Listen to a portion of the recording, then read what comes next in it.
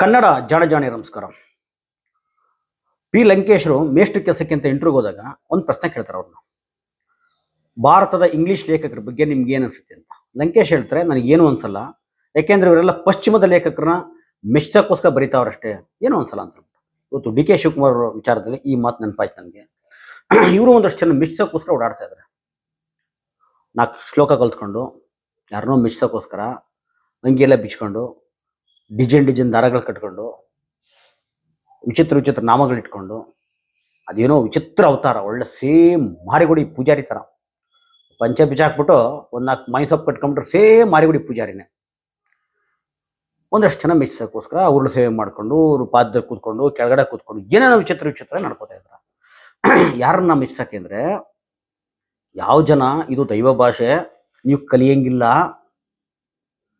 ಕಲಿಯೋದಿರಲಿ, ಕೇಳಿಸ್ಕೊಂಡ್ರೆ ಕಿವಿಗೆ ಶೀಸ ಕಾಯಿಸೋಯ್ತು ವಿವೇಕ್ ಅಂತಿದ್ರು, ನೀವು ಶೂದ್ರ, ನೀನು ನಿಕೃಷ್ಟ, ನೀನು ಚಾಕ್ರಿ ಮಾಡೋಕೆ ಗುಲಾಮ್ಗಿರಿ ಮಾಡೋಕ್ಕಷ್ಟೇ ಇರೋದು, ನೀವು ವಿದ್ಯೆ ಕಲಿಯಂಗಿಲ್ಲ, ಇಂಥ ಜನ ನಿಮ್ಮನ್ನು ನೋಡಿದ್ರು. ಆ ಜನಗಳನ್ನ ಮೆಚ್ಚಕ್ಕೋಸ್ಕರ ಇವತ್ತು ಇಷ್ಟು ವಿಚಿತ್ರವಾಗಿ ಆಡ್ತಾ ಇದ್ರ.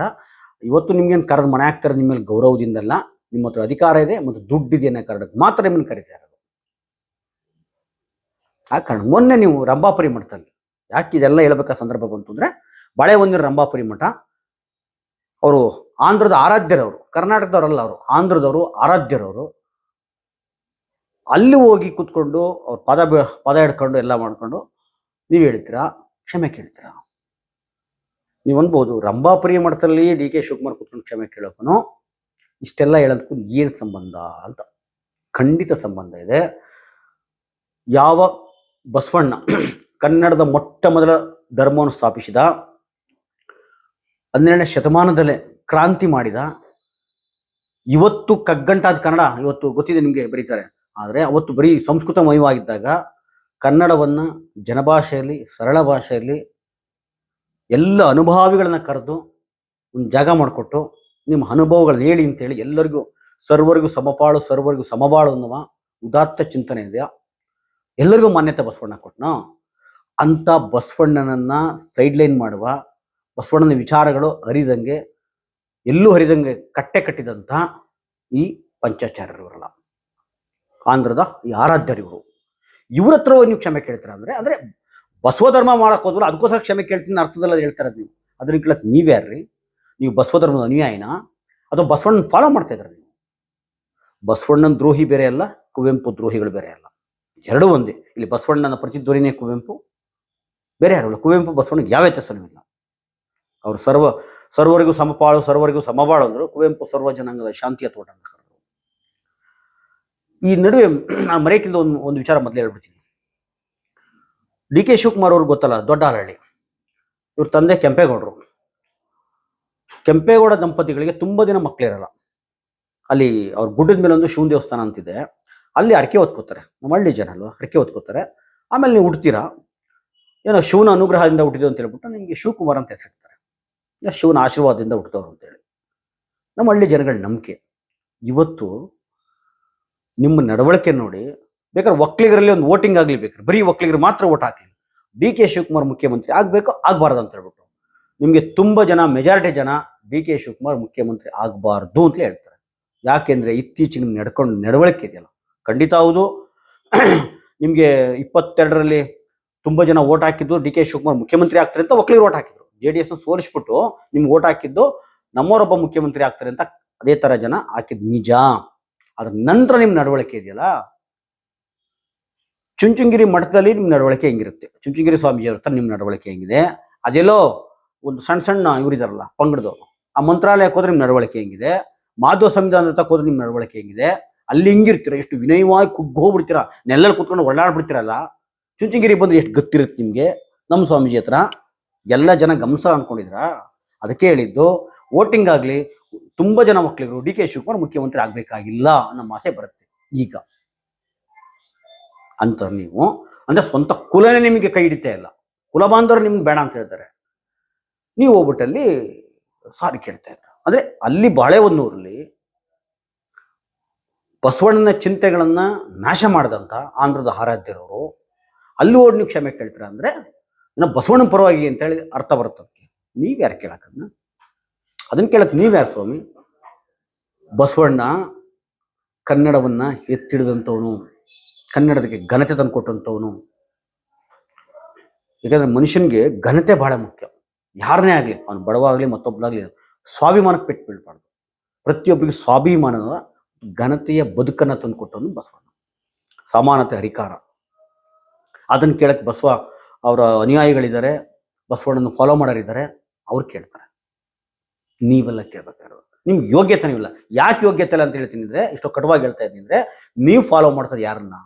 ಯಾವ ಬಸವಣ್ಣ ಜುಟ್ಟು ಜನವರ ಕಿತ್ತು ಬಿಸಾಕ್ ಬಂದ, ಇಲ್ಲಿ ಯಾರು ಶೂದ್ರರಲ್ಲ, ನಿಕೃಷ್ಟರಲ್ಲ, ಎಲ್ಲರೂ ಸಹ ಹುಳಗಳ ಥರ ಬದುಕಬೇಕಾಗಿಲ್ಲ, ಎಲ್ಲರಿಗೂ ಸಮಾನ ಬದುಕು ಹಕ್ಕಿದೆ ಅಂತೇಳಿ ಅವತ್ತು ಎಲ್ಲರ ಮೇಲೆತ್ತಕ್ಕೆ ನೋಡ್ದ. ಅದಕ್ಕೆ ಎಲ್ಲ ಸಮುದಾಯಕ್ಕೂ ಯಾರ್ಯಾರು ತುಳಿದುಕೊಳ್ಪಟ್ಟಿದ್ರು ಅವರಿಗೆಲ್ಲ ಹಂಗದ ಮೇಲೆ ಲಿಂಗ ಇಟ್ಟು ಬನ್ರಪ್ಪ ಅಂತೇಳಿ ಮಹಾಮನೆ ಮಾಡ್ಕೊಂಡು ಒಟ್ಟಿಗೆ ಸೇರ್ಕೊಂಡು ನಿಮ್ಮ ಅಭಿಪ್ರಾಯ ಹೇಳಿ. ಒಬ್ಬ ವೇಶ್ಯೆಗೆ ಸೂಳೆ ಸಂಘವನ್ನು ವೇಶ್ಯ ಕೊಡ್ತೇನ್ರಿ. ತುಂಬ ಜನ ವೇಶ್ಯರು ಮದುವೆ ಮಾಡ್ತಾರೆ, ಬೇರೆ ಪ್ರಶ್ನೆ. ವೇಶ್ಯೆಗೂ ಸಹ ಸಮಾನವಾದ ವೇದಿಕೆ ಕೊಡ್ತಾನೆ ಬಸವಣ್ಣ.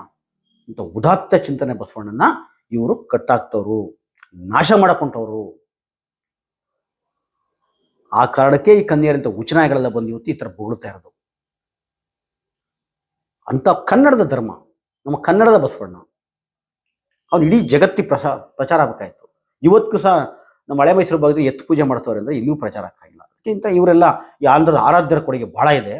ಅಂತರ ಹತ್ರಕ್ಕೆ ಹೋಗಿ ಕ್ಷಮೆ ಕೇಳ್ತೀರ ಅಂದರೆ ಬಸವಣ್ಣ ವಿಚಾರದಲ್ಲಿ ಕ್ಷಮೆ ಕೇಳಿದಂತ ಅರ್ಥ. ನೀವು ವಾರಸ್ತಾರ, ನೀವು ಅದನ್ನು ಅನುಸರಿಸ್ತಾ ಇದ್ರ. ಯಾವ ಮನುವಾದಿಗಳನ್ನು ಸ್ವತಃ ಕುವೆಂಪು ಹೇಳಿದ್ರಲ್ಲ, ಕುವೆಂಪು ಈ ಮನುವಾದಿಗಳು ಅವರಷ್ಟು ಜಾಡಿಸ್ತಾರೆ ಯಾರಲ್ಲ. ಅಂಥ ಸಮುದಾಯದಲ್ಲಿ ಬಂದು ನೀವು ಕುವೆಂಪುಗೆ ವಿರುದ್ಧವಾಗಿ, ನಾನು ಅವಾಗಲೇ ಹೇಳ್ದಂಗೆ ಬಸವಣ್ಣನ ವಿರೋಧಿಗಳು, ಕುವೆಂಪು ವಿರೋಧಿಗಳು ಎರಡೂ ಒಬ್ಬರೇ. ಆ ವಿರೋಧಿಗಳಿಗೆ ಅಲ್ಲಿ ಹೋಗಿ ಅದು ಗುಲಾಮಗಿರಿ ಮಾಡ್ಕೊಂಡು ನೀವು ಬದುಕೇಬೇಕಾರೆ ತಲೆನಾರ ಬೋಳಿಸ್ಕೊಳ್ಳಿ, ಅಂಗಿನಾರ ಬಿಚ್ಕೊಳ್ಳಿ, ಮಾವಿನ ಸೊಪ್ಪಾರ ಕಟ್ಕೊಳ್ಳಿ, ವಿಚಿತ್ರ ನಡ್ಕೊಳ್ಳಿ. ಬಸವಣ್ಣ ಏನು ಮಾಡ್ತಾರೆ? ದಾಸೋಹ ಮಾಡ್ದ. ಎಲ್ಲರಿಗೂ ಅನ್ನ, ಎಲ್ಲರೂ ಒಟ್ಟಿಗೆ ತರಬೇಕು, ಶ್ರಮ ವಹಿಸ್ಬೇಕು, ಕೆಲಸ ಮಾಡಬೇಕು, ಒಟ್ಟಿಗೆ ತಂದು ಒಂದು ಕಡೆ ಒಂದಷ್ಟು ಪಾಲಲ್ಲಿ ಕೊಟ್ಟು ಎಲ್ರಿಗೂ ಊಟ ಮಾಡಬೇಕು, ಹಂಚ್ಕೊಂಡು ತಿನ್ನಬೇಕು. ಅದ್ಭುತವಾದ ಪರಿಕಲ್ಪನೆ. ನೀವು ಹೋಗ್ತಿದ್ರಲ್ಲ ಅಲ್ಲಿ, ನಿಮ್ಮ ಕೋಟಿ ದುಡ್ಡು, ನಿಮ್ಮ ಅಧಿಕಾರ ಬಳಸ್ಕೊಂಡು ಕೆಲಸಕ್ಕೆ ಪಾರಿದ್ರೆ ಹೋಮ ಮಾಡಬೇಕು, ಎಲ್ಲ ಸುಟ್ಬಿಟ್ಟು ಬೂದಿ ಬಿಟ್ಟು ಎಲ್ಲ ಹೊತ್ಕೊಂಡು ಹೋಗ್ತಾರೆ. ಎಲ್ಲ ಹೊತ್ಕೊಂಡು ಹೋಗೋದು ಇವರೇ ತಾನೆ ನಿಕೃಷ್ಟ ಕಂಡರು. ಈ ಚಿಂತನೆ ತಾನೇ ಬಸವಣ್ಣ ಬೇಡ ಅನ್ಸ್ಕಿತ್ ಬಿಸಾಕ್ ಬೈದ್ದು. ನೀವು ಅಲ್ಲಿ ಹೋಗಿ ಗುಲಾಮಗಿರಿ ಮಾಡ್ತಾರೋ, ನಿಮಗೆ ಬಸವಣ್ಣನ ಬಗ್ಗೆ ಮಾತಾಡುವ ಯಾವ ಹಕ್ಕು ಇಲ್ಲ, ನೈತಿಕತೆ ಇಲ್ಲ. ಅದಕ್ಕೆ ಕೇಳಕ್ಕೆ ಅವರಿದ್ದಾರೆ, ಜನ ಇದ್ದಾರೆ, ಮಾಡ್ಕೋತಾರೆ. ನಿಮಗೆ ಬೇಕಾಗಿಲ್ಲ. ಮತ್ತೆ ಯಾಕೆ ಡಿ ಕೆ ಶಿವಕುಮಾರ್ ಅವರೇ, ನಿಮಗೆ ನಿಮ್ಮ ಸುತ್ತಮುತ್ತ ಎಂಥ ಜನ ಇದ್ದಾರೆ, ನೀವು ಯಾಕೆ ಮುಖ್ಯಮಂತ್ರಿ ಆಗಲಿಕ್ಕೆ ದಿನೇ ಕಳ್ಕೊತಾ ಇದ್ದೀರ ಅಂದರೆ, ನಿಮ್ಮ ಸುತ್ತಮುತ್ತ ಅಂತರಿದ್ದಾರೆ. ನಾನು ಅವ್ರನ್ನ ದೂರ್ತಾ ಇಲ್ಲ. ನೀವೇನು ಎಳೆ ಹೋಗುವಲ್ಲ, ಯಾರೋ ಚಿಕ್ಕ ಹುಡುಗ ಆಗಿದ್ರೆ ಬಿಡಪ್ಪ, ಸುತ್ತಮುತ್ತ ಜನ ಸೇರ್ಕೊಂಡು ತುಳಿದ್ಬಿಟ್ರು, ತಿಂದಾಕ್ಬಿಟ್ರು, ದಾರಿ ತಪ್ಪಿಸ್ತಾ ಇದ್ರಿ. ನೀವು ಹೇಳಿದ್ರ 60 ವರ್ಷ ದಾಟೋಯ್ತು, ಸೀನಿಯರ್ ಸಿಟಿಜನ್ ಅಂತ ಹೇಳ್ಕೊಂಡಿದ್ರು ನೀವು ಅಲ್ವಾ? ನಿಮ್ಮಂಥ ಸೀನಿಯರ್ ಸಿಟಿಜನ್ಗೆ ತಿಳುವಳಿಕೆ ಇರಲ್ವಾ?